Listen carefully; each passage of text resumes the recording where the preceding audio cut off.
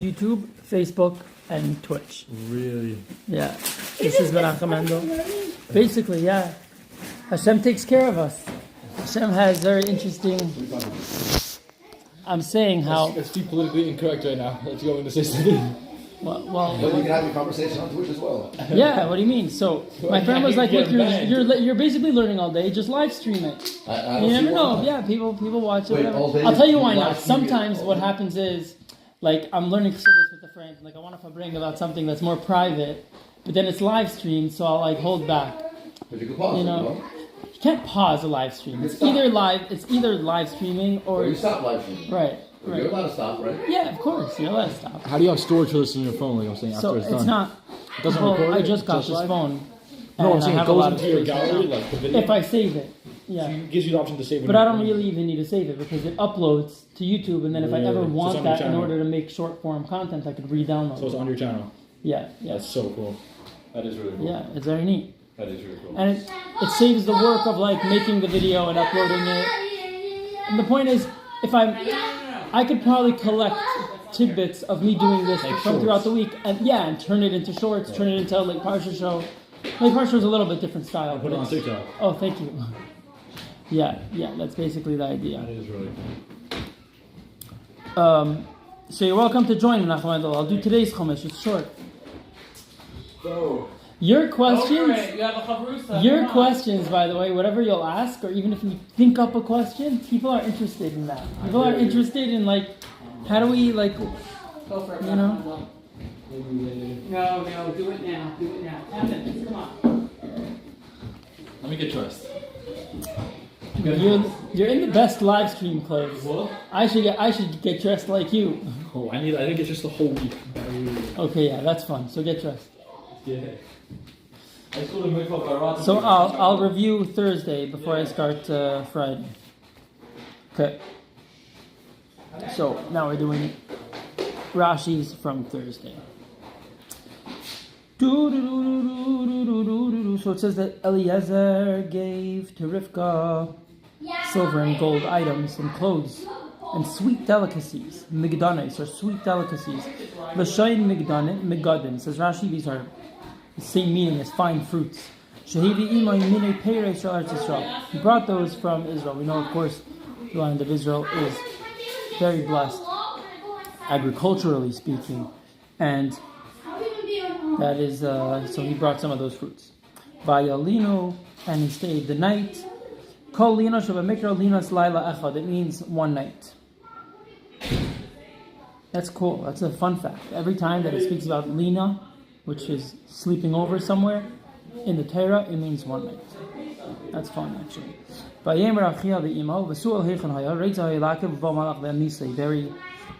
PG-13 Rashi, that her brother and mother replied that the girl should stay with us, and they started saying, like, okay, we agreed to the match, but let her stay for a little bit to get ready to get married.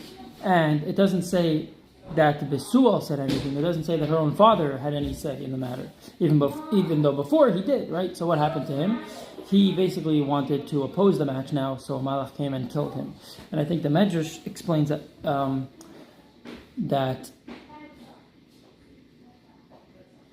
that he simply swapped, like, I think he was trying to poison Eliezer. I don't think that I'm making this up, but because I didn't look this up before I started saying it, go ahead and fact check me and ask people who might know, or go look this up yourself. But I think the idea is that Besual, hello Rani, Besual tried to poison Eliezer, and this angel came and simply swapped the food, and he ended up poisoning himself. Yamim, so Yamim literally means days, and here it means a year, as we find in another verse, Yamim tiya giulasei.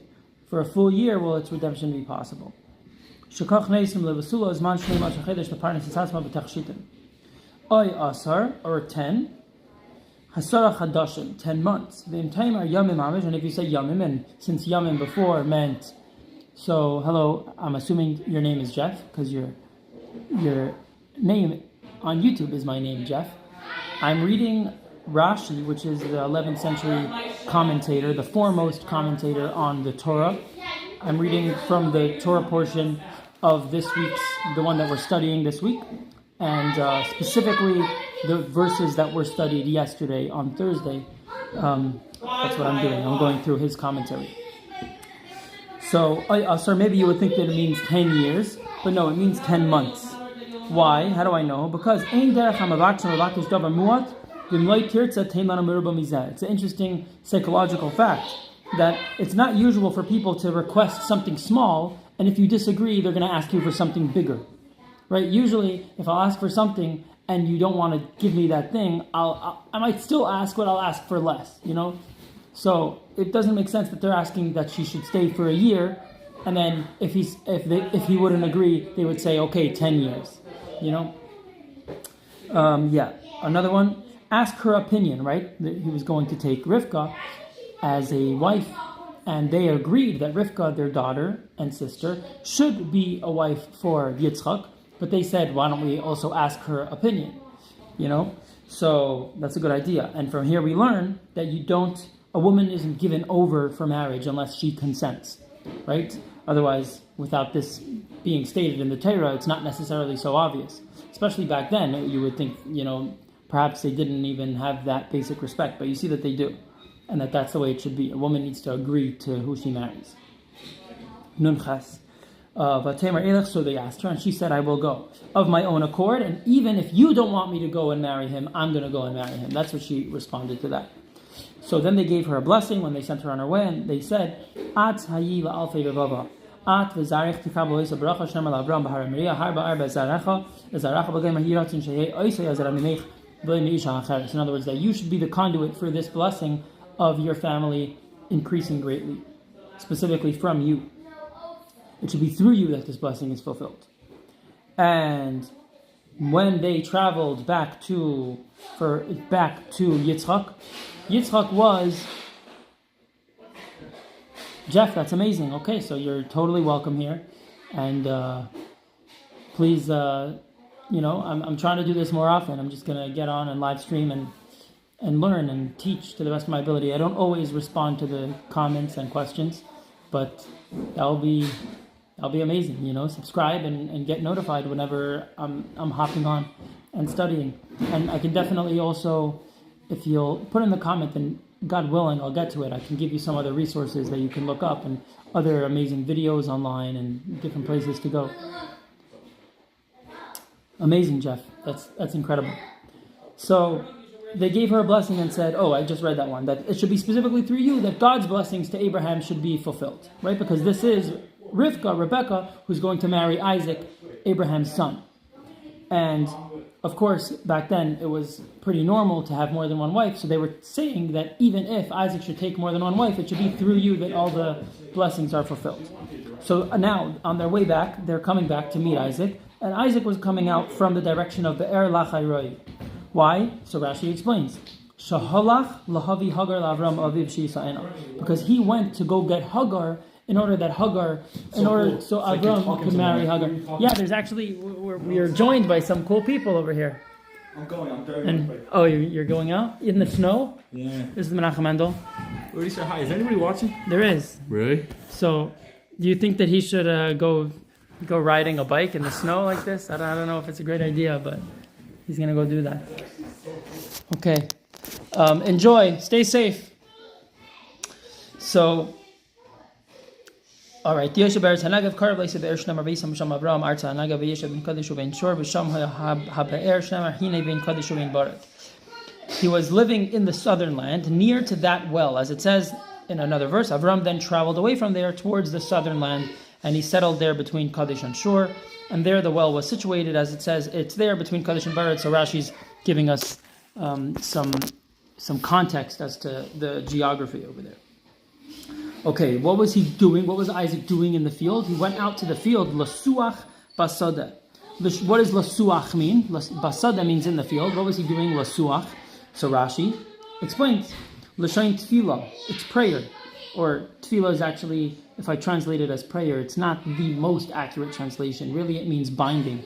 But let's not get distracted. But just in short, Jewish prayer isn't simply asking God for things, but it's a time to connect on a deeper level with God. You're binding yourself to your essence, which is, of course, God.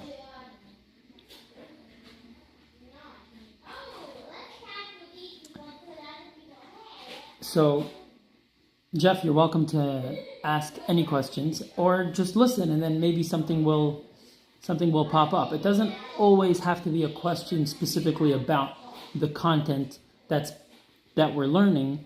It can be, because really Torah is from the word hora'ah, which means a lesson, and the Torah is not a history book, but it's eternally relevant, and it's perpetually relevant in every aspect of our life. So whenever you're studying something in the Torah, the question doesn't have to be, okay, so what was Isaac doing? What was Rebecca doing? It's like, so what does it mean for me? That's always the question. And the more that we could ask a specific type of question, what does it mean for me in this kind of situation, etc., we could really figure out what is it that God's lesson to us is from learning about this.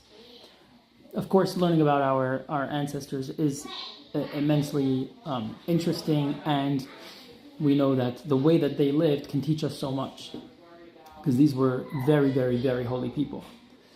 Okay, so he went out to the field to pray. So now Rebecca is riding on this camel, and she sees this man. She sees Isaac, who would be her husband. She saw his majestic appearance and gazed at him in wonder. Vatipol, and she fell. She didn't fall off the camel, but she slid from the camel, like, I guess, perhaps preparing to come off, or perhaps like in the shock of seeing Isaac, her posture on the camel changed. Okay, so you see, I don't know exactly how to explain it, but comes Rashi, and Rashi will explain it to us. What does that mean that she fell? She let herself move down towards the ground, as it's translated in Aramaic to the isrichinas, that she leaned towards the ground but didn't reach the ground fully. So it seems like she's prepared to start getting out. Like I remember as a kid coming home from school or a trip, in the car, and like I just can't wait to get into the house. So like even as my father or mother is pulling into the driveway, I'm already like opening the car, trying to get out. Sometimes it's dangerous, and my parents were like, "What are you doing? Wait till the car stops." But here she's on the camel. She sees Isaac, and she starts like coming down. So. And then Rashi brings a few different terms that teach us that are similar to this idea of the Aramaic translation, like hati, nachadei, charchini, vayit shamayim. Yeah. And it means incline toward the earth. And in a similar vein, he says another pasuk that if he falls, he will not be thrown down, which means that if he will be inclined towards the earth, he will not touch the ground. Okay. So what did she do then? She asked the servant, "Who is this man?" And Eliezer said, "That's my master, Isaac." So it was clear to her that that's going to be her husband. So what did she do? She covered herself. She put on a veil. She concealed her face out of modesty. And the servant then goes and tells Isaac about all the things that he had done and the whole story of how he met Rebecca, which is a very important story. In fact, so important that the Torah, Hashem's Torah, which is, we can learn so much just from a little symbol on top of a letter.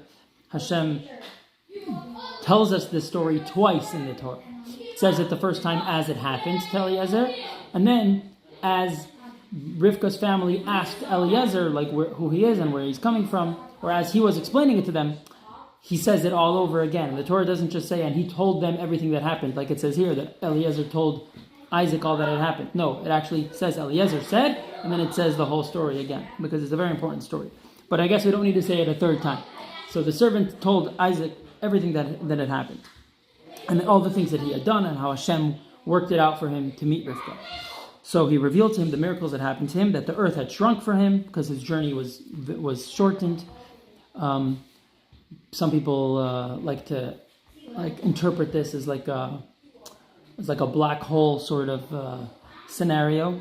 But the point is, in a miraculous way, Hashem crunched up the earth and made him travel a lot quicker. And that Rivka came his way in response to his prayer, because he prayed to Hashem to make his mission successful and that he should meet the right woman, etc. Now Yitzchak then brought her into the tent, and she was like Sarah, his mother. He married Rivka, she became his wife, and he loved her, and thus Yitzchak was comforted after the death of his mother. It's an interesting order, right? It's not like a lot of the world today feels that the order should be we fall in love and then we get married. And here it actually says that he brought Rivka into the tent, married her, she became his wife, and he loved her. Of course, this is before the Torah was given, so the procedure doesn't need to be the same way. But it's an interesting thing. I'll just put it out there. You can think about it. So he brought her into the tent of Sarah, his mother. Rashi explains that this actually is very, very interesting. It means that he brought her into the tent and she became exactly like his mother.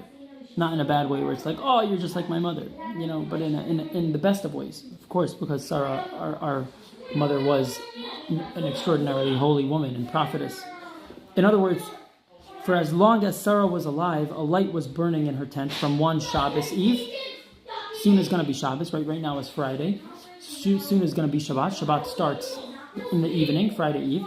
So from one Shabbat Eve, when she lit the candles for Shabbat, if there are any Jewish women here, should be every single Friday night, and you can look up what time it should be done in your time zone. It's important before Shabbat enters to light candles.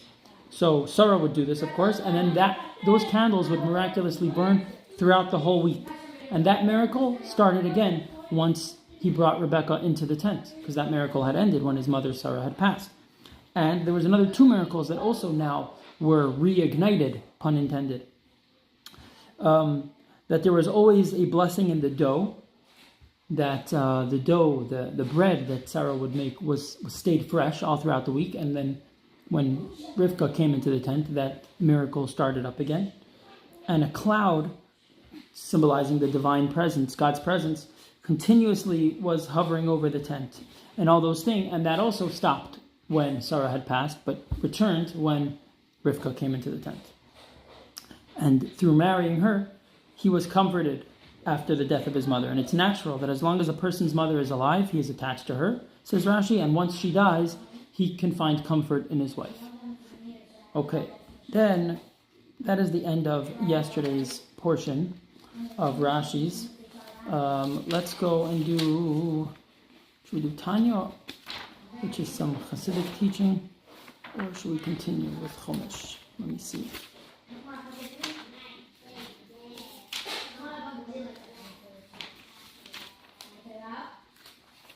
Okay, let's continue today's Chumash. Vayosef Avraham vayikach isha ushma Keturah. So Yitzchak's father, our first of the forefathers, Avraham, whose wife Sarah had passed. Yitzchak's mother, like we were just saying, had passed at the very beginning of this Torah portion. The Torah portion is actually called Chaye Sarah, which means the life of Sarah, because it's about her legacy. But she passes on, and it's recorded that she passed right at the beginning of the Torah. But now Avraham married another woman whose name was Keturah, who's actually Hagar, who was his maidservant, who was Sarah's maidservant earlier on, and who was Avraham's concubine earlier on, and through Hagar he fathered Ishmael. And now her name was changed to Keturah. We'll find out in a moment why. And he married her like a full wife, not as a concubine, but he took her with all the necessary procedure of marriage. It's a much more binding agreement. Keturah, Zay Hagar, says Rashi, this is Hagar. V'nikritz Keturah, she was called Keturah. Why? Because her deeds were as pleasant as the Ketores, as the incense, as the sweet smell of the incense. V'shakashta pischash lein is davgal adam yem sheper shami Avram. And also, Keturah is Aramaic for tying. Katar means to tie, like the Hebrew word kashar. And she tied herself. In other words, she didn't allow herself to bond sexually with anyone else. Only why? Because she was once with Avram, and she said, once I was with this holy man, he's the only one that I'll be with again. And so she was never with anyone in the interim, and now they got remarried. Well, before they weren't married, before he only had her as a concubine. Now he married her. Vatilad loya Zimran ves Yakshan ves Madan ves Midan ves Midyan ves Yishbak ves Shuach. She bore to him sons, right, by the names of Zimran, Yakshan, Midan, Midyan, Yishbak, and Shuach. And now we learn about some of their lineage. Yakshan yalad es Sheva ves Didan ubnei Didan hayu Ashurim u'Latushim u'La'umim. Yakshan fathered Sheva and Didan, and Didan's children became Ashurim, Latushim, and La'umim. That's what their nations were called. Uvenei Midyan, Ephah va'Ephar v'Chaneich va'Avida v'Elda kol ela b'nei Keturah. Midyan's sons were Ephah, Chaneich, Avida, and Elda. All these were the children of Keturah. Okay, so we learned that Dedan's children became Ashurim, Letushim, and Leumim. These are the names of the heads of the nations. And Onkelos, who translates the Torah into Aramaic, has a translation of the words that Rashi says, I'm unable to reconcile his translation with the words of the verse. Because he explains Ashurim as Lemashiryan, meaning traveling camps. And if you ask that this can't be because the Aleph, the letter Aleph of the word Ashurim, which is not part of the root of the word Mashiryan, I reply that we do find words which don't have an Aleph at the beginning as part of their root, yet an Aleph is added as a prefix, as in Chemas Anoch, the broken wall. He gives an example, which is of the same root as Neche, and as in the Asuch, a smearing of oil, which is the same root as Vasachta, anointing yourself. So we see that we do find words that don't have an Aleph at the beginning, but an Aleph is added as a prefix. And according to Onkelos, Letushim, and tent dwellers who spread out in all directions and travel, each living in his own tent. So there's like the groups, the traveling camps, and then there's the dwellers who spread out and each live in their own tent. And similarly it says Netushim, that they're spread out over the land, because Lamed and Nun, these Hebrew letters, are often interchangeable. So Rashi explains how it could be compatible, but basically he's asking that, he's saying, I don't understand how Onkelos' translation works, because according to Onkelos, the verse should have prefixed a Lamed to each of these three words, Le Ashurim, Ula Letushim, Ula Umim, but it doesn't say that. So Rashi is explaining that these are the names of the heads of the nations, not descriptions for how they lived.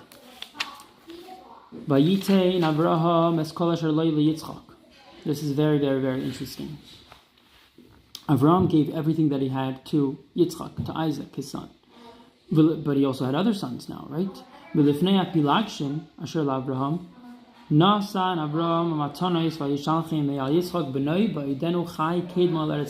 the sons of Avram's concubine, remember, Hagar was his concubine, now he remarried her as Keturah. The verse here calls her the concubine. And to the sons of Avram's concubine, Avram gave gifts. So he gave everything to Isaac, but he gave these sons gifts, very special gifts. And I believe that, I don't have a reason not to believe that these gifts are the philosophies of Eastern religion for the most part.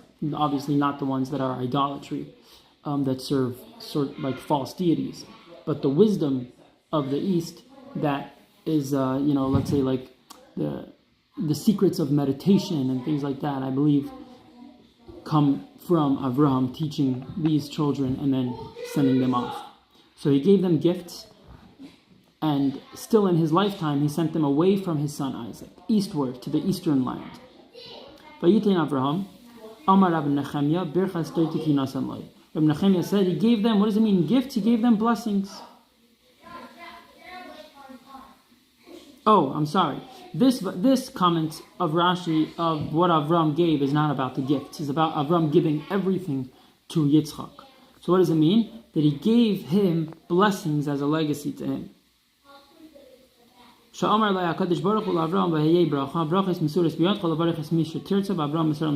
words, he gave him the blessings that he got from Avram, which included in that is the power to bless others. So that through you, the other nations will be blessed. He gave that specifically to his son Isaac. Hapilakshim, and to the sons of the concubines, he gave them gifts. Chaser ksiv, he Hagar, he Keturah. If you're wondering what's the difference between a concubine and a wife, it's explained right here. This word is written out with a yud before the mem, hapilagshim, because there was only one concubine. She was, meaning it's not it literally would be translated as concubines, but it's Avraham's concubine. It's the kids from the one concubine, who was Hagar, who was Keturah, who, in other words, Hagar was her name when she was Avraham's concubine, and Keturah was her name when she became Avraham's wife. Now, what's the difference between wives and concubines? Wives are those married with a ketubah, a marriage contract, and concubines are those married without a ketubah, as it says in the Talmud concerning the wives and concubines of King David. It explains what is the difference. There's a lot more commitment and a lot more responsibility to a wife than to a concubine. Nasan Avram Atanes, Pershu Rabbeinu Shem Tuma Masalahan. Dabarach Mashnitin Leal Idei Saro Shar Matanis Shmitmullah Kol Nasan Namshla Yeretelianis Me'am. So here Rashi, what's Rashi's comment on the gifts? I threw in my own comment, but Rashi's is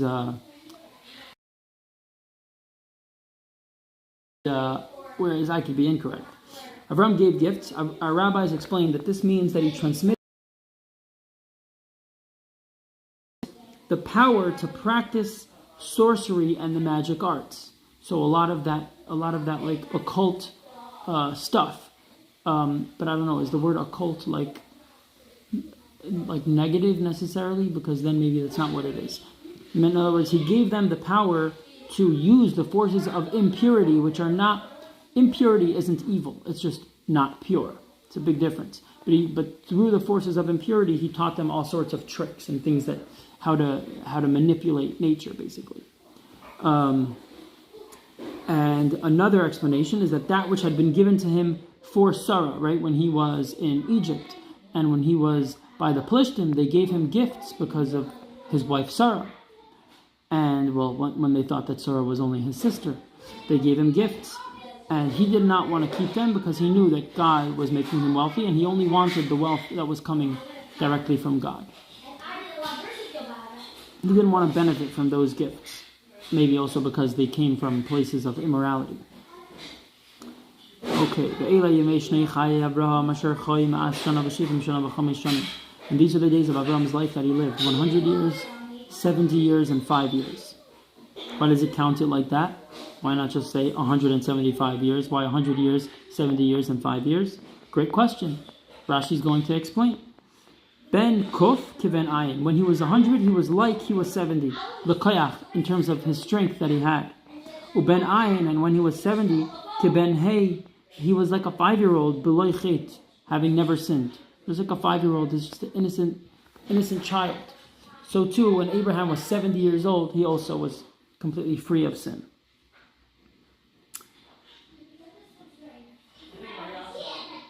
Now we just read about the first of our forefathers passing on.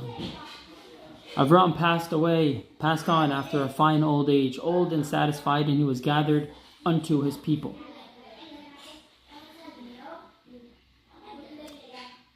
Vayikbru Isa Yitzchak v'Yishmael banav el ma'aras ha'machpelah el stei Ephraim ben Seich ha'architi asher al pnei Mamre. The beginning of this week's Torah portion, Abraham purchases the cave of Machpelah.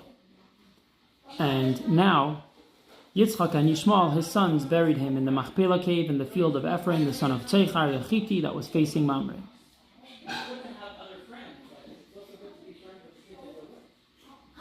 Yitzchak and Yishmael, it's interesting that the Torah is calling it the cave, the Machpelah cave, in the field of Ephraim. Because I'm just thinking I should go and look back. It seems, because from that conversation when he purchased the cave from Ephraim offered him the entire field, not just the cave. But being that we're calling it the field of Ephraim, perhaps Avram didn't purchase the entire field and he only purchased the cave. Of course, Hashem gave him the whole land, but he wanted specifically to make a purchase of this land. And I wonder, now I should look back at that and see what other commentaries say. Unless we're just calling it the field of Ephraim, the son of Sechar, because that's how it was known. Yitzchak and Yishmael, right? Both Yitzchak, Isaac, and Yishmael buried their father Abraham. From here we learn that Yishmael repented. So before we were learning that Yishmael was up to no good. He was robbing people, he was doing a lot of bad stuff. So from here, that Yitzchak and Yishmael together buried Abraham, we see that Yishmael repented and gave Yitzchak precedence. In other words, he also had amazing respect for his younger brother Isaac and allowed him to lead the proceedings of the burial. And this is what is meant by a fine old age mentioned in connection with Avram, that Avram passed in a manner of serenity where he was able to see his children living by his ideals. Because even though Yishmael went off the path, Yishmael repented when Avram passed. Vayehi achrei mois Avraham. Oh, I skipped the verse. Hasada sharkana Avraham eis b'nei ches shama kubar Avraham b'sara ishtay. Okay, look at that. I could have just continued instead of being so curious why we're calling it the field of Ephraim, because the next verse says this was the field that Avraham had bought from the children of Ches. There Avraham was buried with Sarah his wife. So I guess Avraham bought the entire field. It's probably also just clear in the Psukim. I'll just check right now. I'm just a little bit rushing. You know, Shabbos comes in very soon.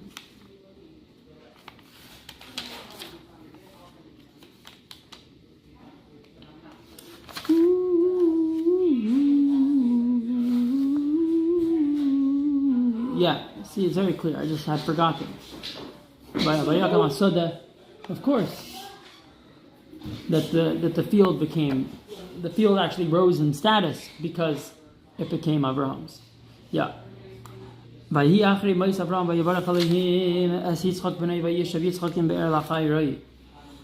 Abraham died, God blessed Yitzchak his son, and Yitzchak lived near Be'er Lachai Roi. After Abraham died, says Rashi, and God blessed Isaac, he comforted him with the blessing of consolation given to mourners. Davar acher, another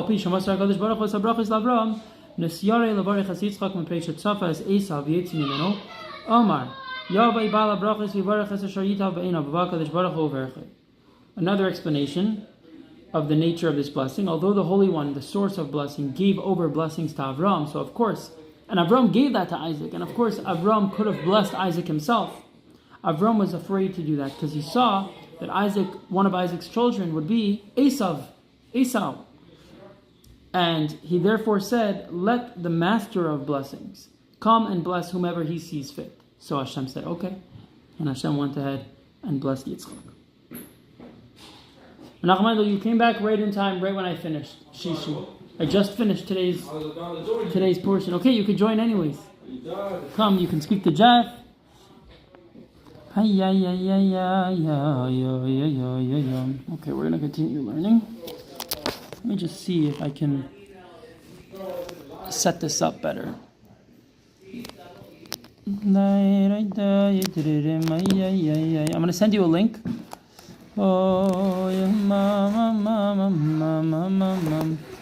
And you'll make an account, Menachem Mendel. And anybody else watching over here, if you make a Twitch account and join from Twitch, that I can benefit from that.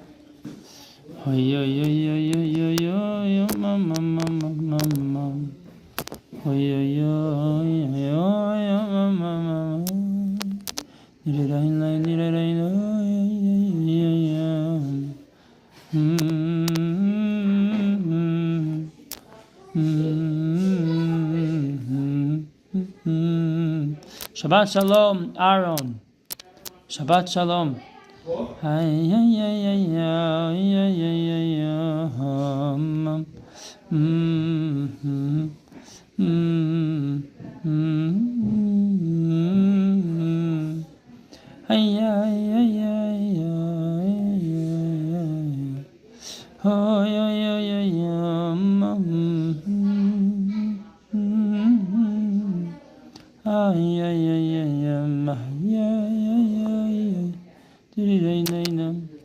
We're gonna keep learning in the moment. Oh,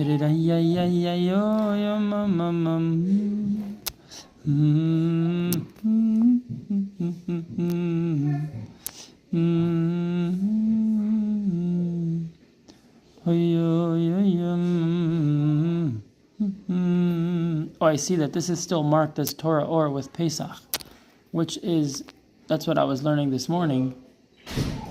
But that's not what this is anymore.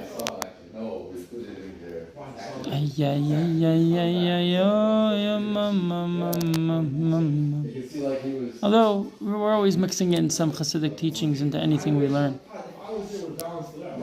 So I don't even know if I know how to change that now, that title.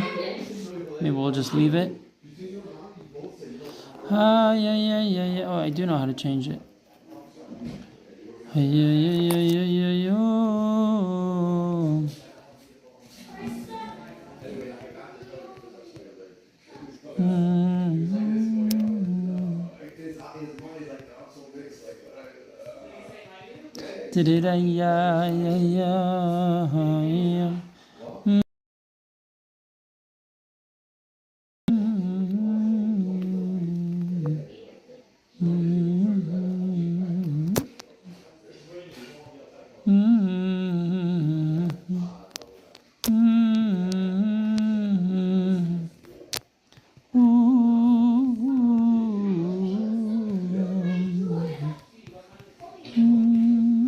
Mashiach mode means increasing in the love that we have for one another.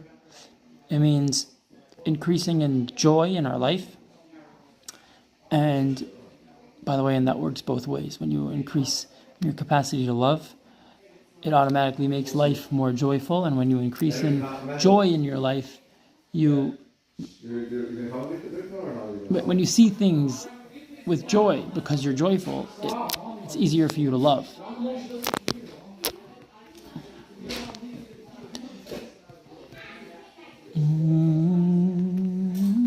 Mother wants When is he coming? When is Yaakov Moshe coming? Oh, maybe you guys will meet Yaakov Moshe. Yaakov Moshe is coming.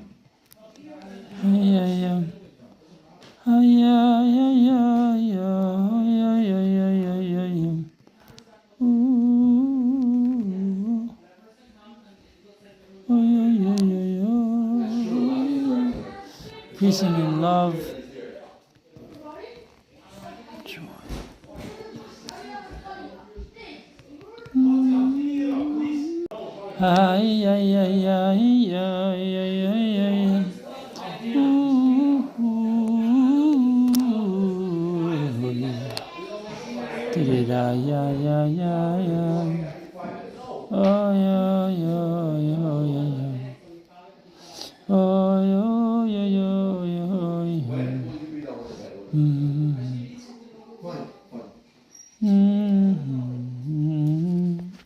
Okay.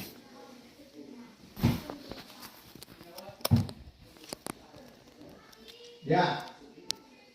Yeah, coming. All right. Now onwards to today's Tanya, which is in the middle of we're in the middle of studying something, so I wonder if I'll be able to do a good job at catching us up. It's also quite Kabbalistic, but let's go from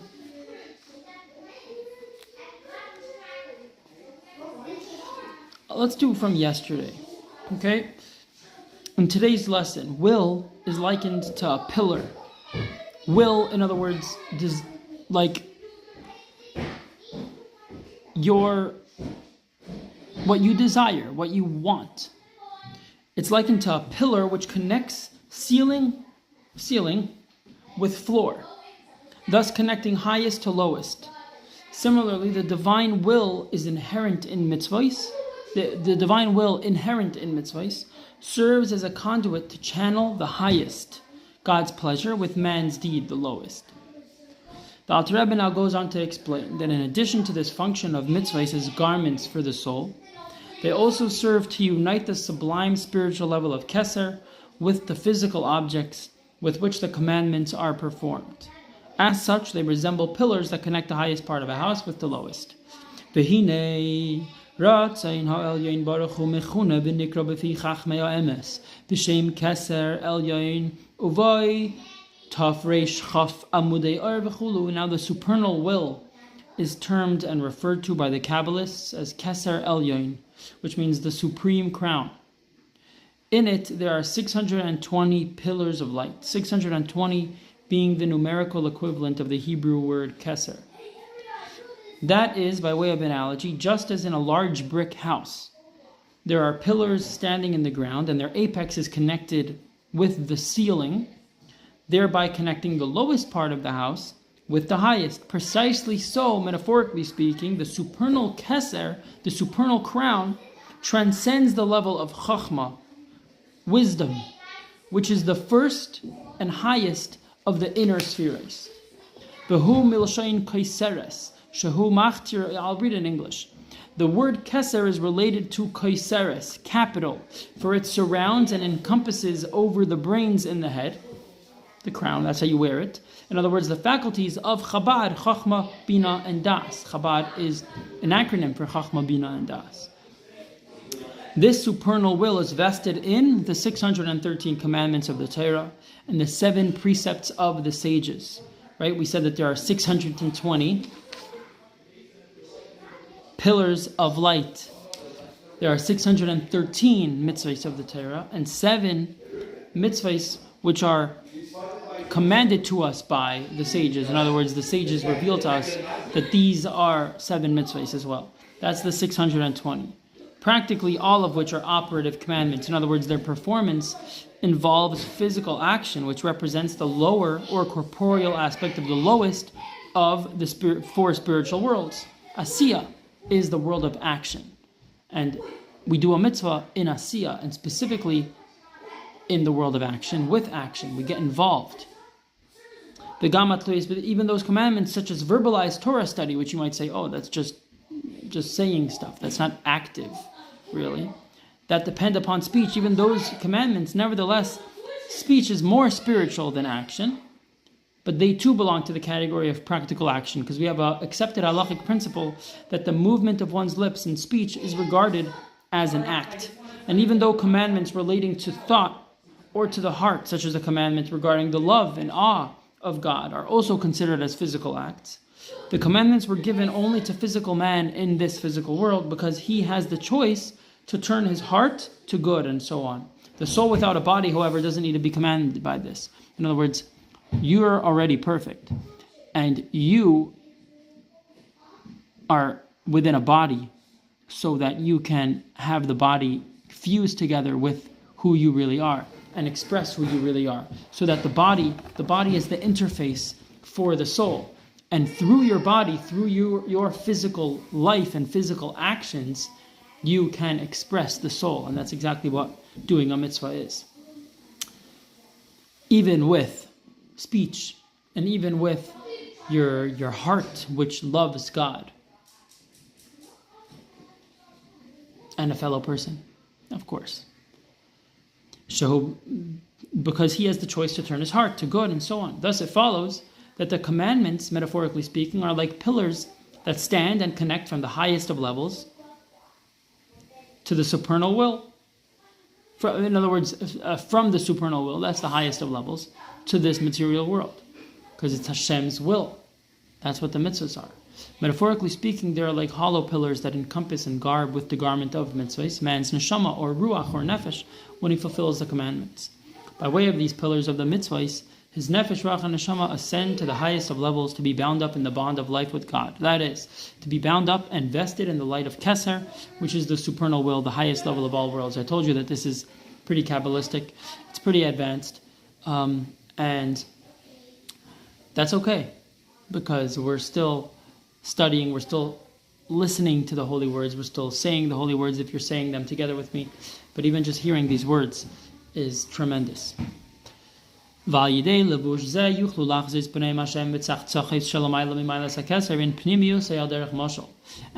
of this garment, they are able to behold the pleasantness of God and the pleasurable thirst which transcend the level of Keser, and metaphorically speaking are its pnimius. In other words, the pleasantness of God and the pleasurable thirst are the inner core of the light of Keser, which transcends all worlds.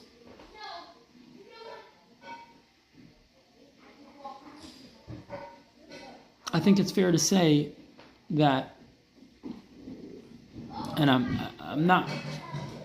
I would run the risk of oversimplifying, but I don't want to oversimplify. But I think it's fair to say that by doing a mitzvah, you are expressing what you are. You're becoming in tune with who you are.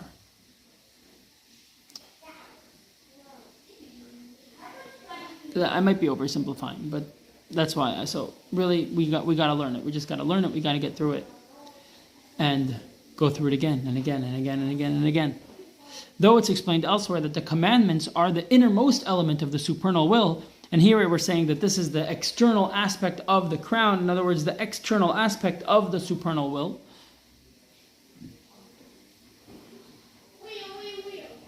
Those adept in the hidden wisdom, in other words, Kabbalah, people who really know what they're talking about, I don't think that means me, are well acquainted with the multitude of aspects and levels within every aspect and level among the various levels of holiness. God is infinite, so you're infinite, and that really should explain to you why there's so much going on within yourself, right? There's just within one person, just within you, there's a lot going on. There's a lot of emotion, there's a lot of thoughts.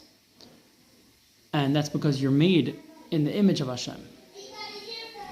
So people who are adept in the hidden wisdom know of the levels as they are above. That's why they could also help you as you are below.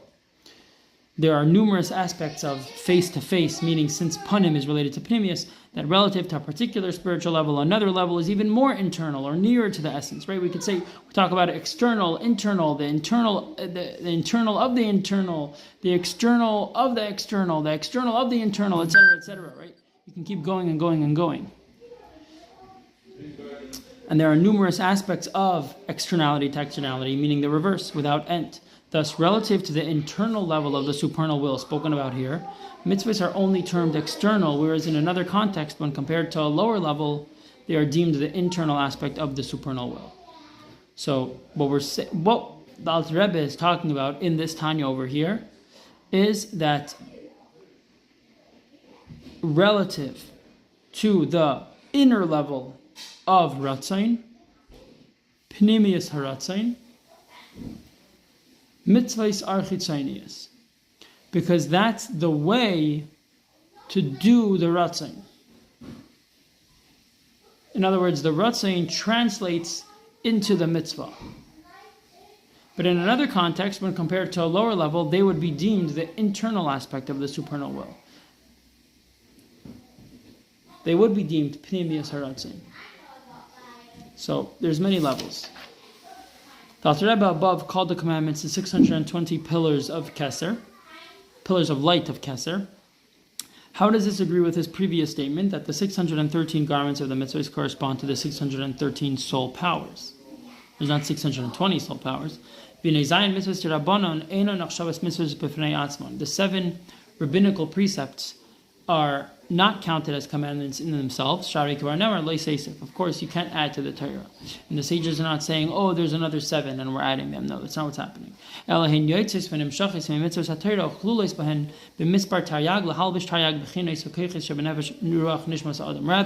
they derive an issue from the commandments of the Torah that are included in and are included in them in the sum of 613 commandments, which garb the 613 aspects and powers in the nefesh, ruach, and neshama of man. So, the 613 mitzvahs the 613 mitzvahs are garments for the soul corresponding to the 613 powers of the soul.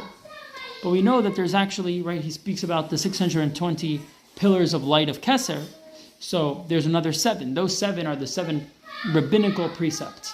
But of course, the rabbis are not adding to the Torah. One may not add to the Torah. But the rabbis are saying that these 7 mitzvahs, and they show to us how these 7 mitzvahs are included within the 613. They are a part of the 613 mitzvahs.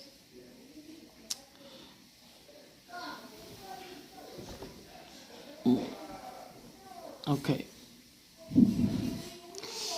Oh, you do, you do, do, you do, you. Okay, in today's lesson, even one's intention in doing mitzvahs, while not tangible, right? Because it's intention, it's in your head, it's in your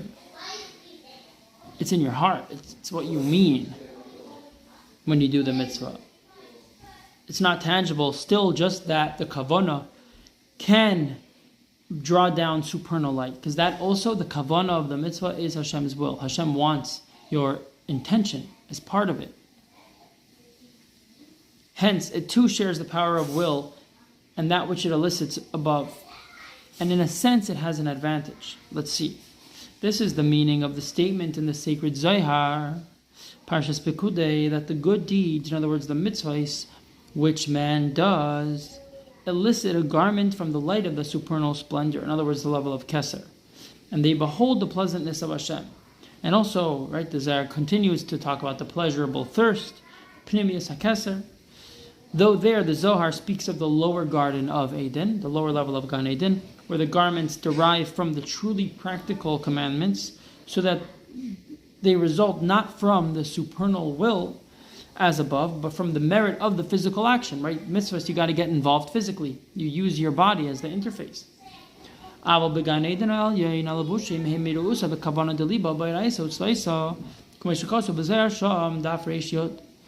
in the upper garden of Eden, the garments derive from the love and devotion of the heart with respect to Torah and prayer.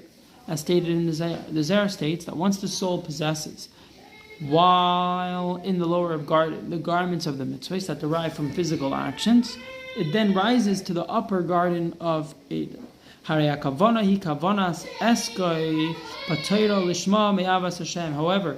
this devotion from whence these garments derive refers to the devotion of one's occupation with Torah for its own sake, out of one's love for God. The commandment to study Torah also belongs to the class of practical commandments. Just by moving my lips. When you move your lips and saying the words of Torah, it's like, what do you mean? I'm not doing an action.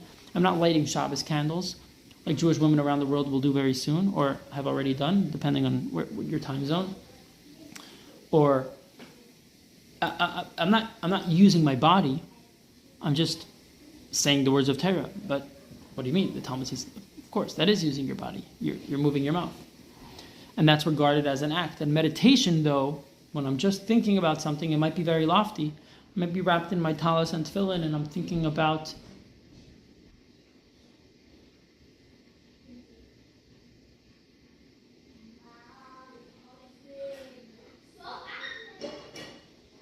that. But that's not an action. The talis, putting on a talis is an action, putting on the tefillin is an action. The intention might be very lofty, but it's not an action. So one does not discharge his duty by meditation alone. Right? Some people, I've had this, many people have this experience. I've had this experience myself. I'll go meet a Jew who didn't yet put on tefillin, and I'll say, hey, you want to put on tefillin? And they say, no, I'm Jewish in my heart. I have it in my heart. I put on tefillin in my heart. Like, okay, that's amazing. But also put on tefillin on your arm and on your head, because you got to use your body. You got to get involved. The same applies to prayer. One must fully articulate the words. Since both Torah and study and prayer require action, even the garments that are created by devout Torah and prayer are considered to be derived from the tangible and active aspect of the mitzvahs, so they are also garments from the Or of Keser. And certainly so, considering that the superiority of devotion, kavanah, over speech and action, inasmuch as devotion creates garments for the soul in the upper garden of Eden, because it's a lot more lofty, it's a lot more spiritual. It's not due to its own merits, like the loving service of God, but because the radiation from the supernal will. When a mitzvah is performed, the radiation of supernal will is more manifest in its more spiritual aspect, in its devout and loving intention, rather than in its tangible and physical aspect. Right? So that guy who says, I'm Jewish in my heart, but I don't want to put on tefillin, he actually has something like extremely valuable and very deep that maybe someone who's putting on tefillin without intention is lacking. But the main thing is the action. The main thing is to do it here in this world, to do the mitzvah. As explained at length in the Likutei Amarim, Part 1, Chapter 38, see over there, the Alter Rebbe explains over there that the illumination from the supernal will that shines within the devotion that accompanies an action is like the soul. Right? Every mitzvah has its body of the mitzvah. That's how you do the mitzvah. That's the physical action. That's the candles that Jewish women are going to light very soon, at least where I am. And the soul of the mitzvah is what the mitzvah means and what you think about when you're doing the mitzvah. What it means objectively, what it means to you, what your intention is. And of course, the Rebbe asks us to always hold the intention to bring Mashiach with every single mitzvah that we're doing. That should be the general intention, that through this mitzvah, this should be the final thing that needs to get done for Mashiach now to bring that ultimate revelation. So he explains over there in Parak Lamed Ches, the action is the body and the soul is the devotion of the mitzvah.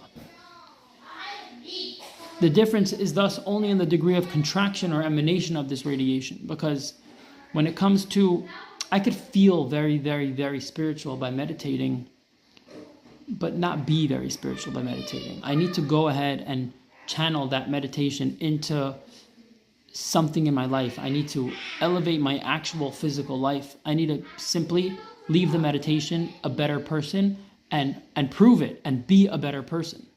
Let's put it that way. Right? Or I need to go and do the mitzvah.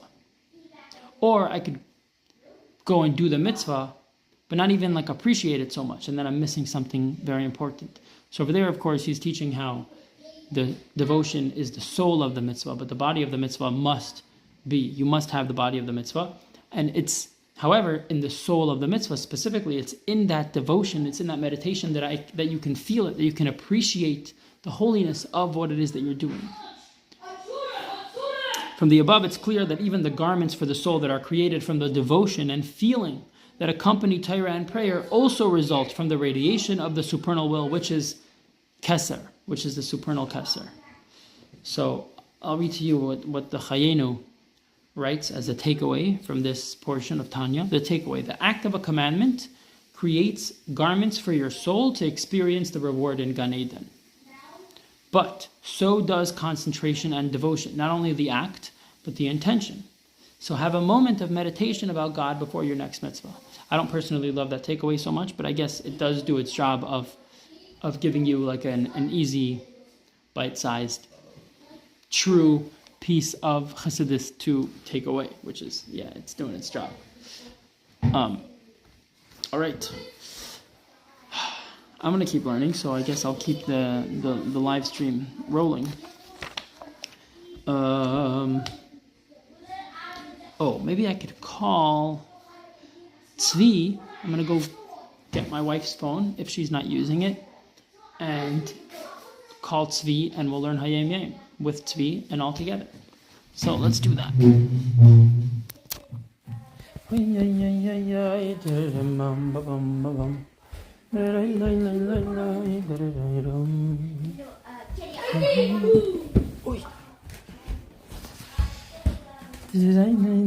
From what? I am live streaming. I know. That's cool. Thanks. Can I call Tzvi from your phone? Do Hayem Yem? Are you in the middle of a class? So can I call him? It'll be quick, probably. Oh, yeah. I'll show you later.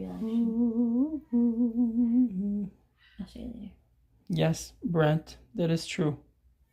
That's very, very true. Yeah, you have his number? I'll look it up over here. His number. FaceTime? Then you need to save it in WhatsApp. Yeah, I could do that. Yeah, why not? Let's do it. Tell me his number. Yeah. I'll put it in. I don't want to say it on live stream. I don't want him to be upset. Dun, dun, dun, dun, dun, dun, dun. Oh, yeah.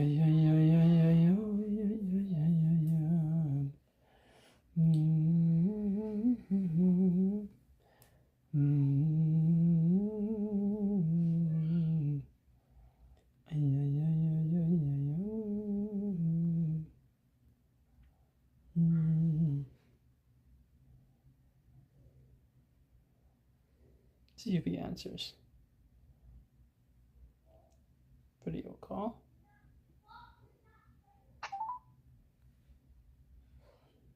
Please leave your message. Oh, you get it out on WhatsApp? Well, let me add it now to WhatsApp and see. No, just search it in WhatsApp. It will go automatically. I don't have to refresh contacts. It will be. That's cool. Mm-hmm. Well, he doesn't know. I should text him that I'm calling him from a number that he won't recognize. Well, we'll see the profile picture. Oh, will he? I mean, Hey, Oh. Why is this not coming up on your number? because I'm calling you from my wife's phone. Because I'm on a live stream and I figured that we'll learn how Yom Yom with everyone. Okay. Can I add Pesach? That was just on with Oh Pesach. yeah, for sure. For sure. Okay, I'll bring you back your phone. See. I never answer numbers I don't know, too. I know. So I was telling my wife said that you'll probably see the profile picture. It didn't show up. Oh.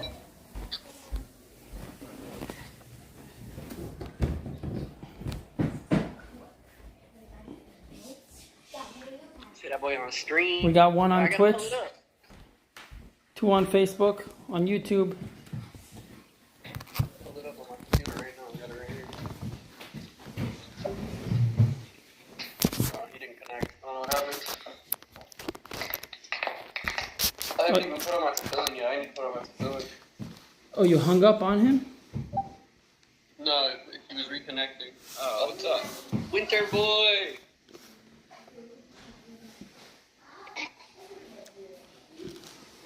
I'm so confused. How do I do this? Wow, we're on. Oh, is that from his phone? Yeah, you're on the Yeah. stream. Got it. Ball.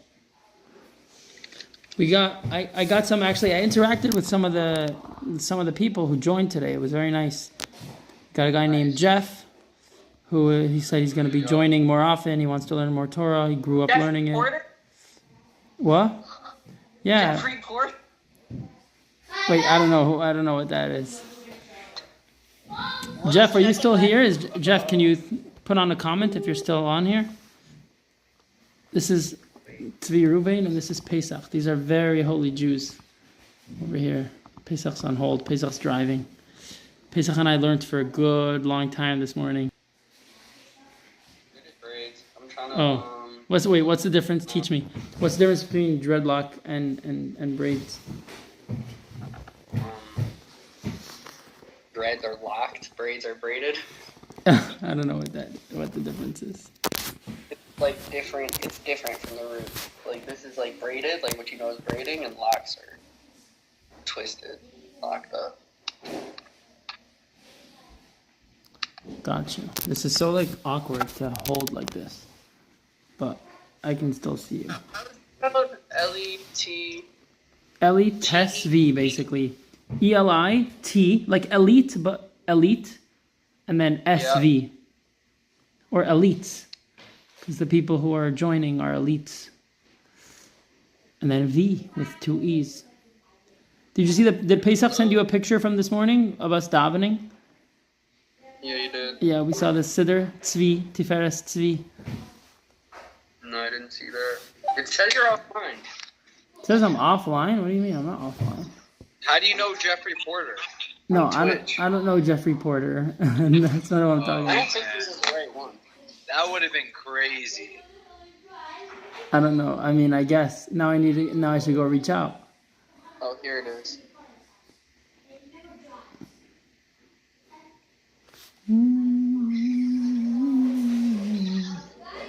Oh, I'm showing you guys behind me. What am I doing here? No. Oh, it's on the delay. It's so funny, because like all these places in like upstate New York are all named after like Native American shit. Oh, you gotta lower it, Tzvi. You gotta lower it. I muted it. Yeah. It's always delayed. Everything that's live streamed is always like 2-second delay or something. Yeah, what Pesach? What were you saying? So all the stuff out here is named like Native American names, but there are no Native Americans around. Crabapple? Get to the place and there's locals. We're like, "What's this place called?" And they're like, "It's called Ramapo." And we're like, "Thanks, do. This is Ramapo." Ramapo. Ramapo. Yeah, but nobody who speaks like that is around anymore. Wait, Like, but Ramapo Public High School. but There still are does it make areas. Most yeah? Not in upstate New York. there's parts. Really? I feel like Native Americans is such a like mid-America thing. Middle America. More, but there's parts in New. Also, bro, New York, like upstate New York. Think about like where Buffalo is and all that shit. That shit connect over there. So where? Middle America minus the lakes. Oh, interesting. Fruma probably needs her phone back. I told her I'll give it back to her quickly. So can we do our Yom Yom? I figured we'll do that on the stream. Yes. And then I'm gonna return her phone. Hayim yim. Yim yim. Pesach, are you? Oh, you're driving. Tzvi, you want to pull it up and read it to us? I actually have it pulled up. Oh, okay. So you go for it. You say it. Okay. Avodas hatfila hi hamavia hasagas hamayach behargashas halev.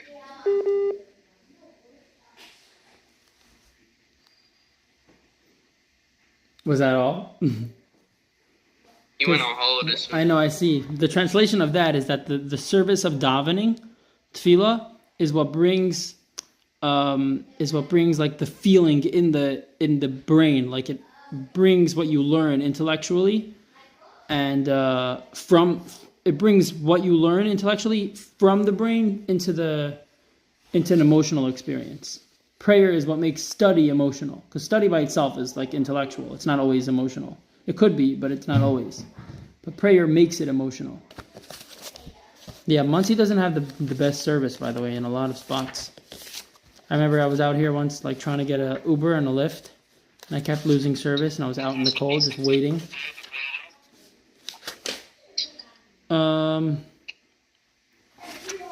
Let's see. Oh, that's Sefer HaMitzvos. What am I looking at?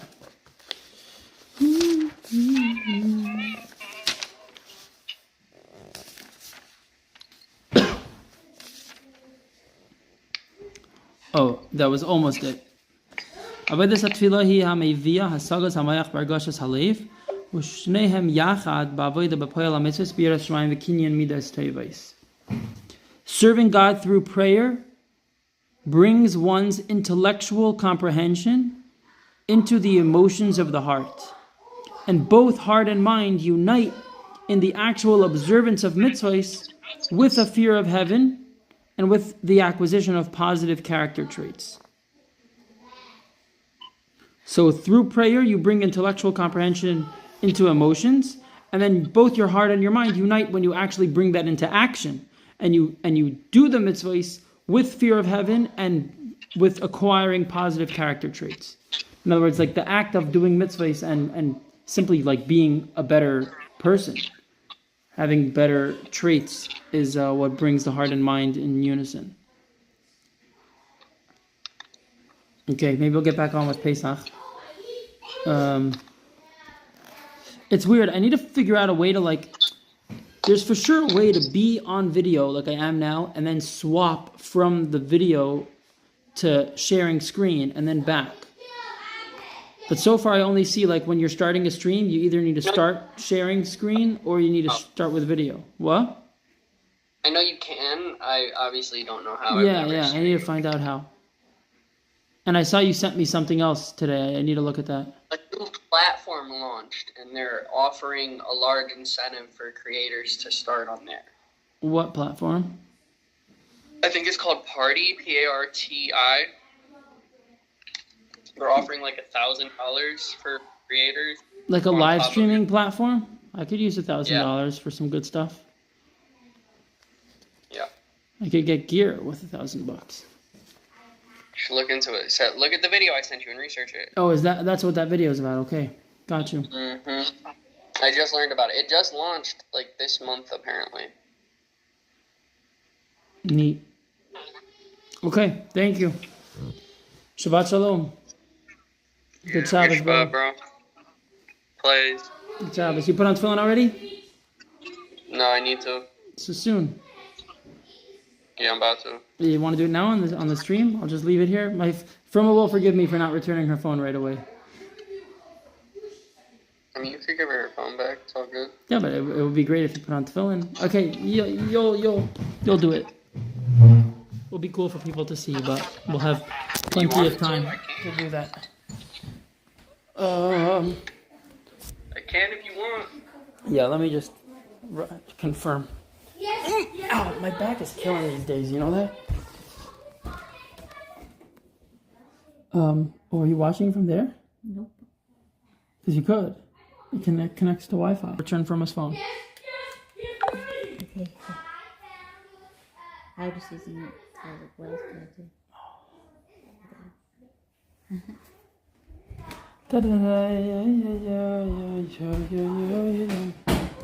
Okay, we're gonna put the filling on with Tzvi.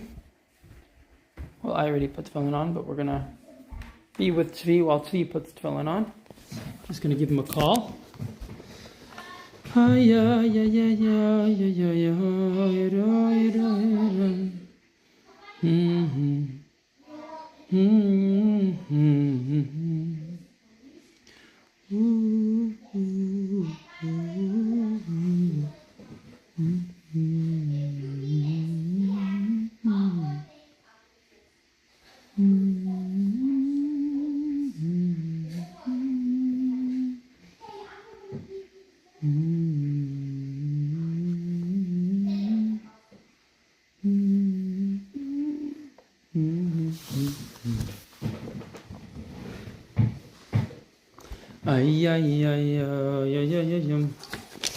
Do some Rashi's.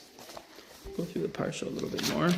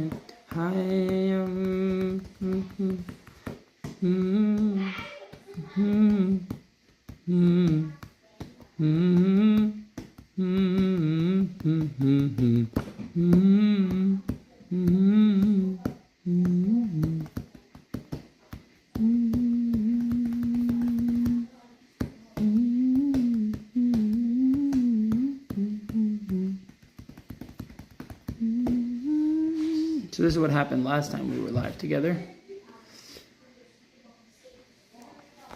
Don't mind the interesting comments.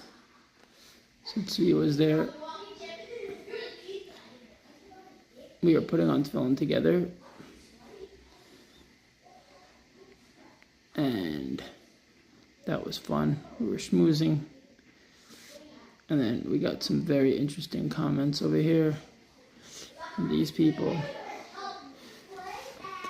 1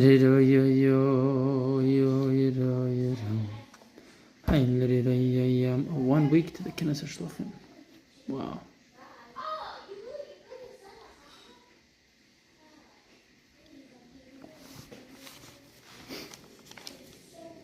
Okay.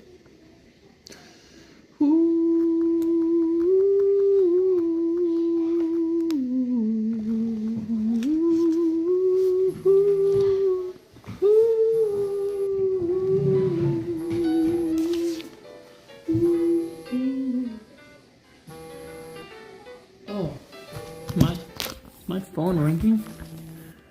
Da-da-da-da-da-da-da.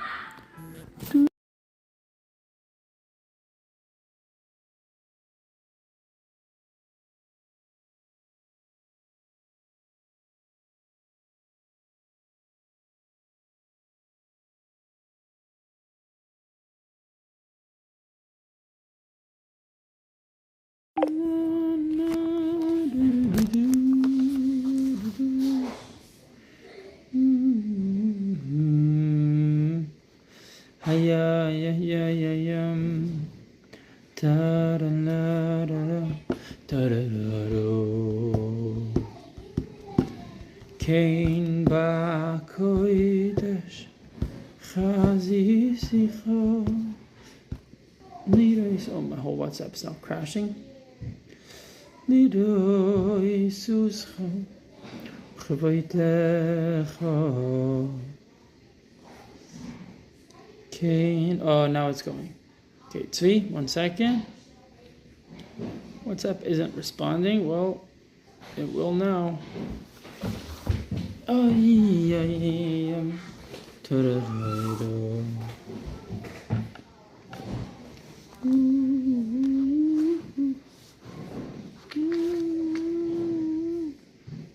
It's so strange.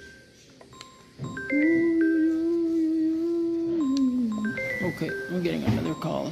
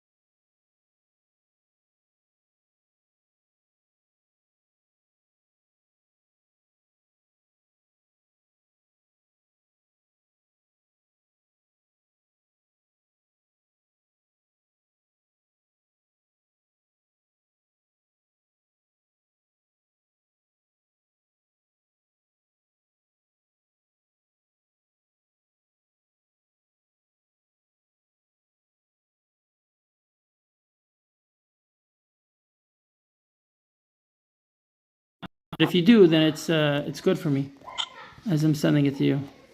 Sending it to you on WhatsApp. Make an account, subscribe. Yeah, make an account, subscribe, exactly. But I'm saying just to see it now, you don't have to make an account. Oh, we hung up already. Okay, I don't know what to do. We're back on with the live stream with Tzvi and Tfillin.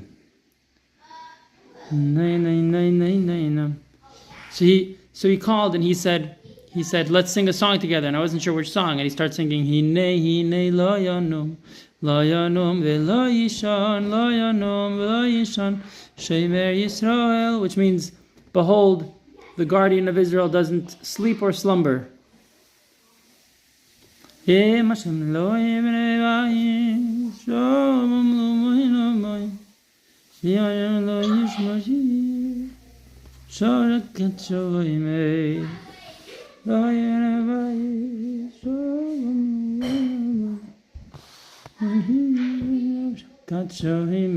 davening now?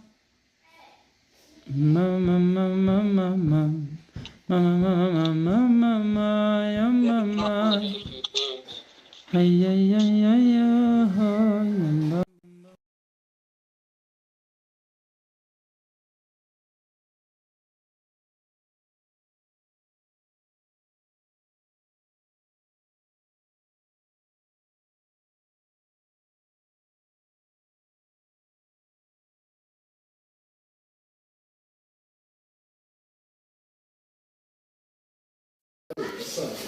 Yaakov Moshe! I'm on a live stream, but come join. That's amazing, bro. Yeah. Amazing. Wow. It's really amazing. This is Tzvi. Oh, what's going on, Tzvi? Tzvi's putting on tefillin. Yaakov Moshe. What's up? Did you ever meet in Crown Heights? You ever met? I don't know. I don't remember at least. And Tzvi got me into live streaming, so I'm just starting up with it. You know, like right now there's approximately 2 people watching. Amazing. You know, but that's amazing. Like, wow. Live stream this is it's just, I mean, just vibing, learning. You know, Tzvi's putting on tefillin. Oh, so, nice. so this is Yaakov Moshe, and we've like met a bunch of times, but only briefly. Like we never actually like sat down to farbring properly. And now here we are in one home together for Shabbos. It'll be amazing. Here we are. Wow. What's up, Baruch Moshe? Live Baruch Moshe streaming. and Yaakov Moshe. All right, see you guys later. Yeah. You know where you're going? You know where Menachem Yeah. room is. Where are you going? Whoa, what happened? What am I doing? I'm here. Come on the video. What are you doing? I'm making a video for people. It's called a live stream because it's happening live. In other words, right now they could see you.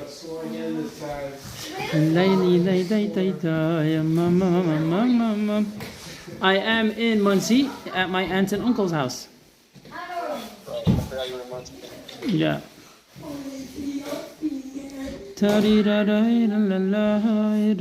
I took it on the road. That's fire. Everyone took it on the road, you mean? You took it on the road. Oh. Yeah.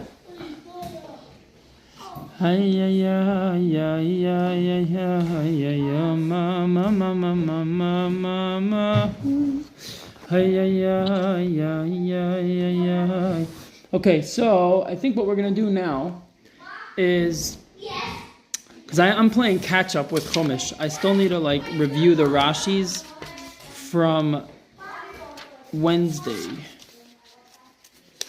which is interesting stuff. Okay, so I'm gonna do that with you and everybody else, and I'll hold the phone like this.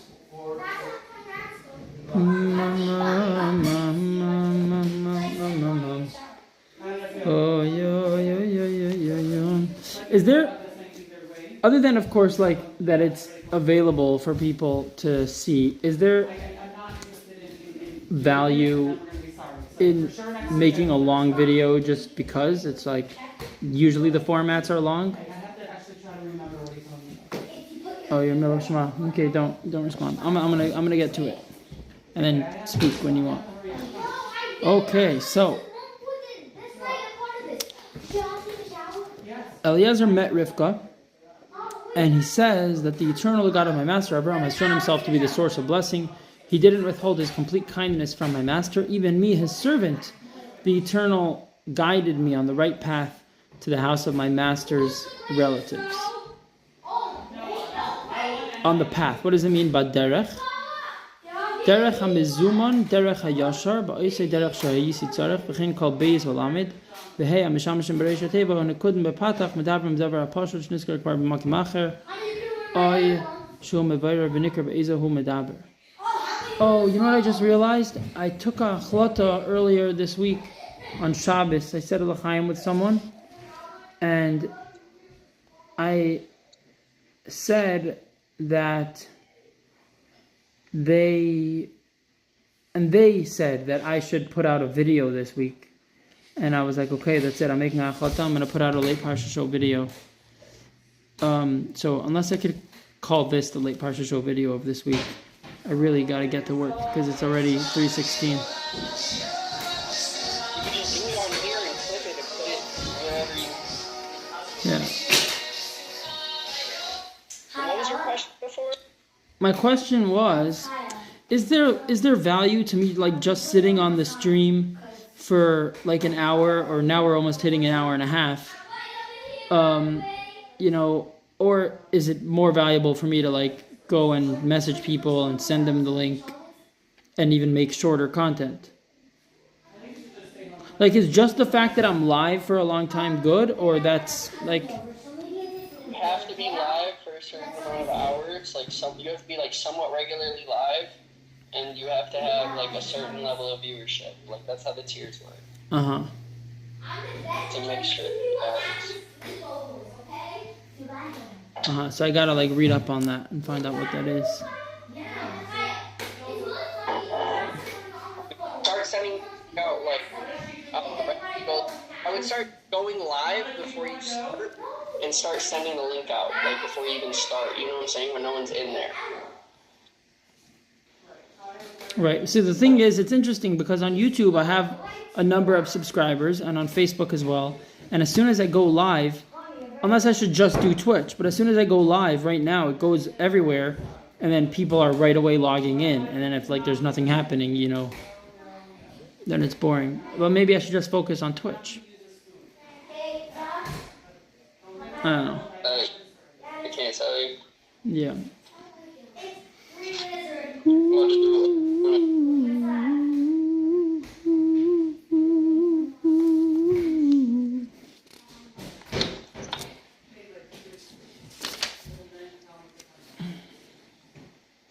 Okay, so trying to think, like there's, as always, there's so much. I'm just going to share with you. Oh, you're doing Shemona Esrei? I'll share with you after. I'll continue thinking.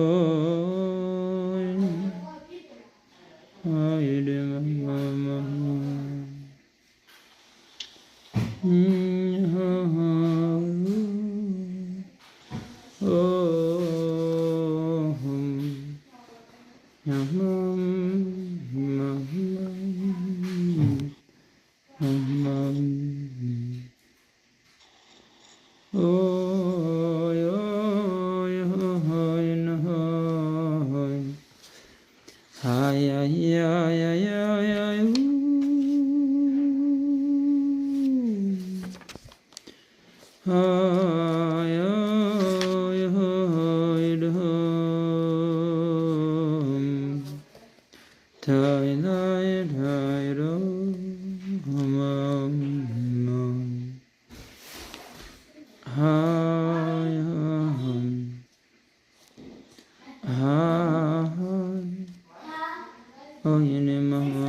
forgot about Rambam because I'm using a Perek Echad 1.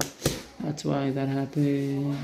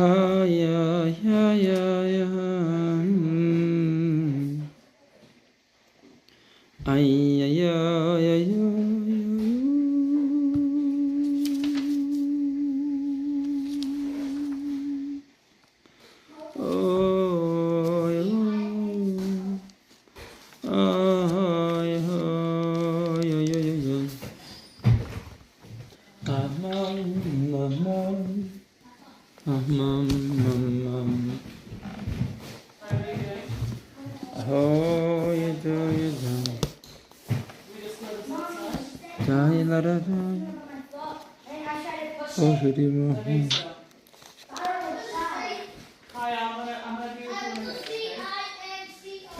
Ask Maya.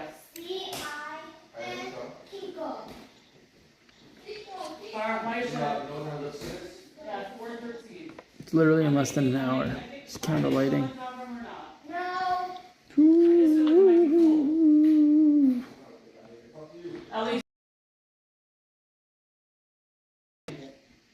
Thank you. Sure. I'm not gonna make a huge one, but there'll be enough. I think we'll be cold tomorrow. If it's cold tomorrow, people will. Whatever the guests will appreciate it. My guests will. Okay, hi, you're on my phone now. I'm letting you my phone, Maya. Okay.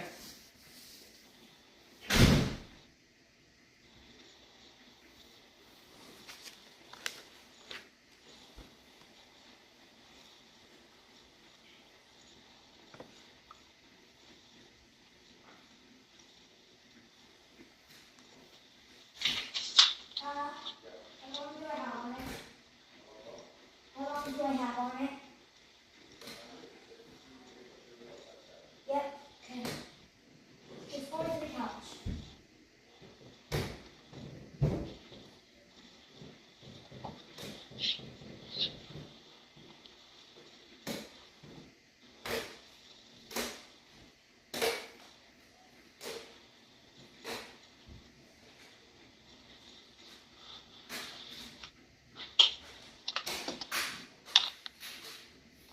Yo, question.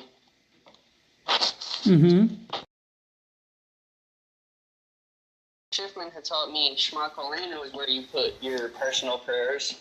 But my stepdad was saying something on Yom Kippur about that it's better to put it at the end of Sim Shalom. It's funny that you mentioned that because I remember learning as a kid, but I don't remember from where or from whom. But I remember like hearing or learning that at the end of Shemona Esrei after Sim Shalom is when you put your personal prayers. And I remember doing that as a kid, and I remember vividly one time in camp. Like this is just like one illustration of it. One time in camp, I had a tooth that was like loose or just like killing me, like really, really killing me. And it was like a kid's. I'm like, Hashem, just let it fall out, But it was like not ready to fall out. Like it wasn't loose enough, But it was like already loosening, and it was very painful. And literally, I remember like taking my 3 steps forward at the end, and it just came right out. And I was like, oh my! Like as a kid, I was just like, what? Like it blew me away. And then I remember later learning like Shema Keilenu, so the Shema Keilenu makes sense that's when you would insert. And like I can attest that it's like there's something about that one that I like even more. What do you do? I do both. I kind of been doing both since I heard that too. Yeah, like why not? I mean, I do both. I usually like speaking, like if I'm gonna verbalize my personal prayer, I'll do that at the end after Sim Shalom, and I'll have the intention of my personal prayers by Shema Keilenu in middle. Right. But people say like you can also like you don't have to do that. Like you can actually verbalize it in the middle of Shemana Esrei. It's not considered an interruption.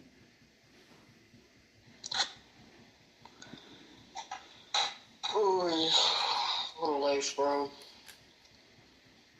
Baruch Hashem. You look like a king, dude.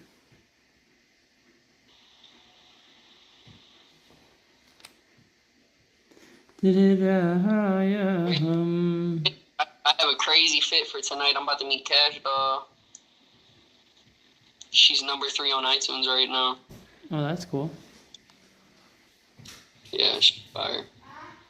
Yeah. Okay, so because I told someone at the beginning, last Shabbos we made a l'chaim that I'll put out Parsha content this week. So basically, go find Rebecca, Rivka, the wife for Yitzchak, right? And when he met her, the Torah says that he gave her a nose ring.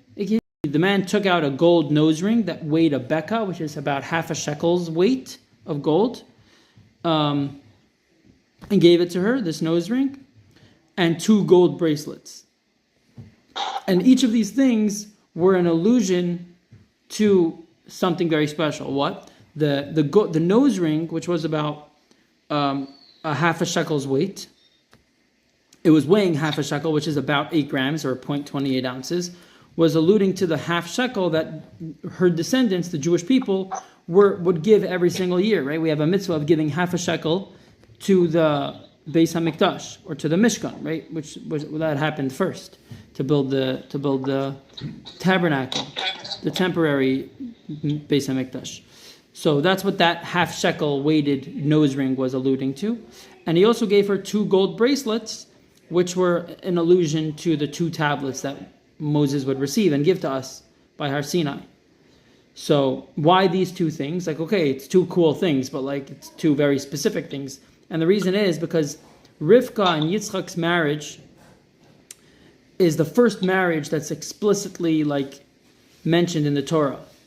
By the time we even meet Avraham already, like, actually it says that he, I need to look this up. Does it say that Avram got married? It just says that Avram and Sarah were married, or that he took Sarah as a wife for Avram. Let me see. Now I'm curious to find out.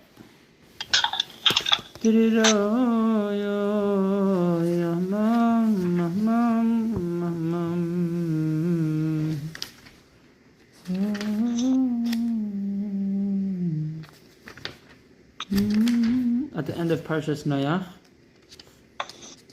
Mom, you know that they're changing PJ United. Yeah, so it says that Avraham and his brother Nachor took wives, but it doesn't talk about their marriage.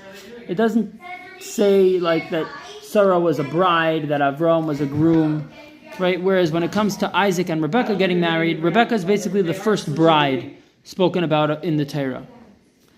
And at this first like marriage, which Yitzchak and Rivka is very significant, and it basically represents the union of all Jewish people with Hashem.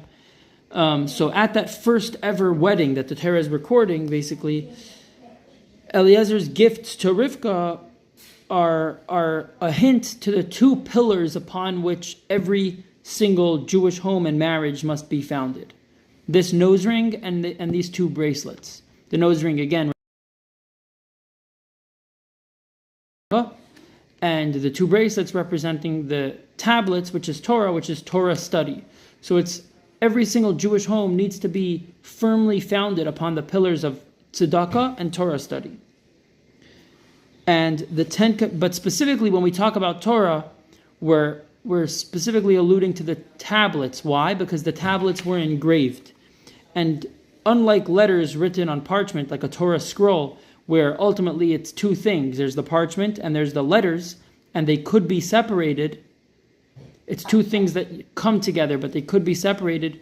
By engraving, it becomes one entity. Something's engraved in stone, and there's no way to erase the letters without destroying the stone as well. And so these two, the foundation of Torah study and tzedakah, needs to be engraved into every single Jewish home. Like it needs to be it needs to so permeate the people in the home and the home itself that it can't be taken away. It needs to be intrinsic, just like an engraving in stone.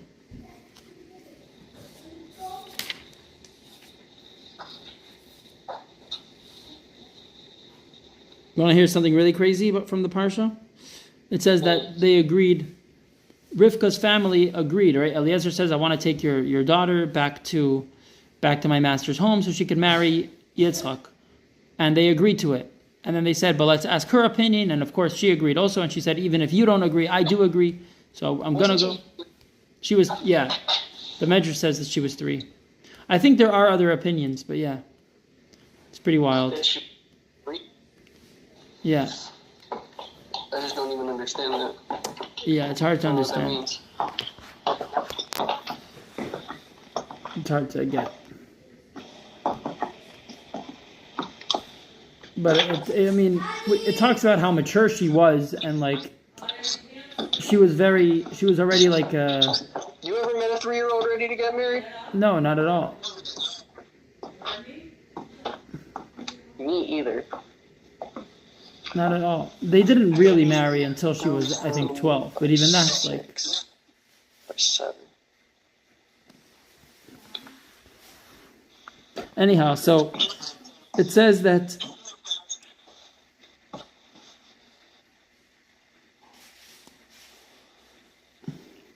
Besuel was the father of, it's a nice yard.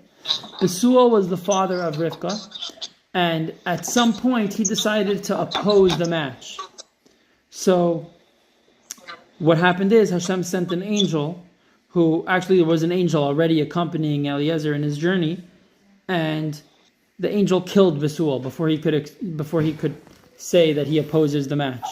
And the explanation for that is very simple, in that there was basically very little keeping Besuel alive, because a person for their life needs to, if a person's living, it's because they have a certain purpose in the world.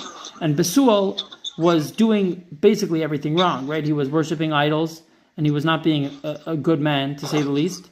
The only thing that justified his existence was the fact that he was the father of Rivka.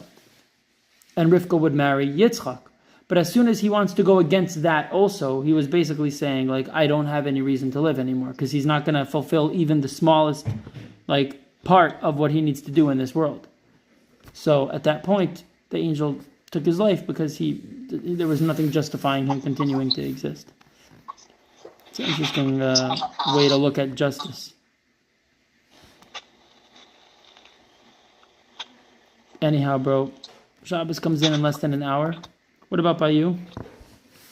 I don't know. What am I telling? Probably around the same. I have to be downtown. Sunset's at 5:05 here, so. Mm-hmm. I have to be downtown by 7. You can still light candles, by the way. You know that. It's a mitzvah to light candles before Shabbos. Regardless of, like, if you're keeping it or not keeping it, it's a mitzvah to light candles at the candle lighting time. Like, that's I thought girls light candles. Well, no, also, it's a mitzvah that we give to the women if there are a woman there to do it, you know, if there is a Jewish girl that can do it on behalf of the home.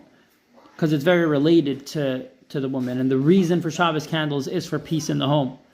In other words, peace between a man and his wife. So we give the mitzvah to the ladies. But if there's no ladies, the mitzvah is still incumbent upon the man at the house to light candles. So you're saying that's why I've never had peace in my home? Because I've never lit. I'm not saying that, but that's not impossible. That it's definitely possible that by lighting Shabbos candles, it will increase in the peace in the house. Increase in the peace. Go Lions! Super Bowl, baby! Go Lions. Wait, I gotta get you. Go Lions! Super Bowl! Back to back to back to back to back to back. To back to back to back. So yeah, you can definitely light candles, please. With the Lions. Nice. Back Bag the bag, the bag, the bag, the bag. The back, the back, the back, the back. I got the Lions mask, too. Put it on. Nah, I don't want to fuck my hair up before I meet Kev. All right. Yeah, but so light candles, bro. Before Shabbos. Don't do it on Shabbos, because once Shabbos comes in, it's already better not to light candles, because that's like actually forbidden. But do it before Shabbos, and it's a big mitzvah. And there's a blessing that you say also. I'll send you a link. Okay? I don't know if Yeah, you get 2 tea lights or something. It's not so hard. I don't know. I've never really done that. Oh, my phone is telling me it's an hour and 46 minutes into the stream. It says the device is too hot. And, like, you got to do something about the overheating. Yeah, what I need to do is get a proper camera and some more gear and not do this from my phone. The only thing is, because, I need internet wherever I'd be in order to live stream. Yes. So that's like that's my love doing it on the phone. All right. Shabbos, love you. All the best. Shabbos to the stream. Shabbos chat. Shabbos. Plays. Play. Big plays, chat. Big plays only.